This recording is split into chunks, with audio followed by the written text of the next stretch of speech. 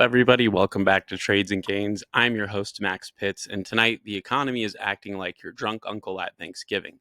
Up on Monday, hungover by Tuesday, and threatening to slap tariffs on the mashed potatoes.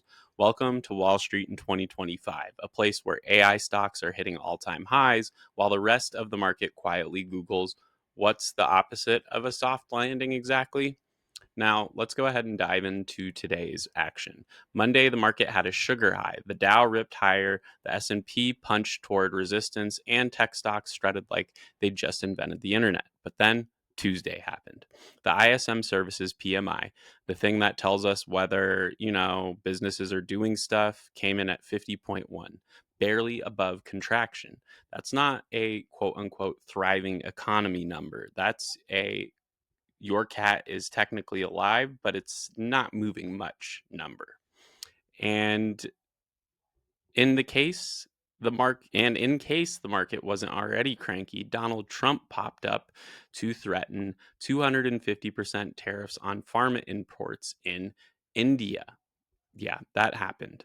Because nothing says lower drug prices like making them 2.5 times more expensive. Apparently, Thursday is Tariff D Day, when reciprocal tariffs of 10 to 50% go into effect on multiple countries. You know what's great about tariffs? Nothing. They're like bad Tinder dates. They sound good at first, but by the end, you're just paying more for something you didn't even want in the first place. But hey, it wasn't all doom and gloom today, folks. It was not. Palantir, yes, the company that used to be the weird guy in the AI corner, just posted their first ever billion-dollar quarter. They're now bigger than Bank of America, Chevron, and Coca-Cola combined, which is insane. Imagine telling someone in 2018 that a company named after an elf crystal ball would be bigger than Coke.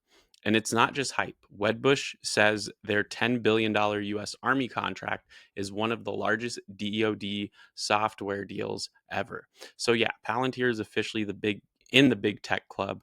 They get a jacket, a parking spot, and free snacks at Davos.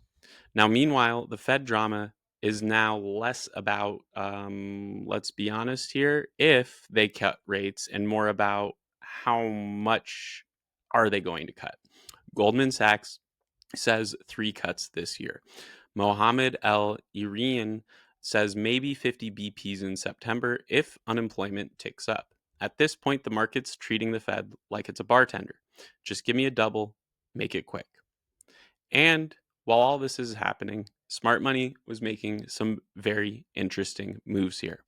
Big whales were loading up on SPY and QQQ puts, and that's betting the market will drop, while quietly buying calls on NVDA and Tesla. It's like saying, well, the Titanic is sinking, and I'm putting my money on that one lifeboat over there. And the dark pools, those shady private markets where big players trade without spooking everyone, were quietly moving hundreds of dollars and hundreds of millions into bond ETFs and Apple. Translation: even the pros are hedging like crazy while pretending everything is fine. It's kind of like that dog emoji where the whole room's on fire and he's like, this is okay. Now, this market is the financial equivalent of a guy at the gym doing bicep curls while wearing knee braces. Sure, the arms look great, but something important is about to snap here.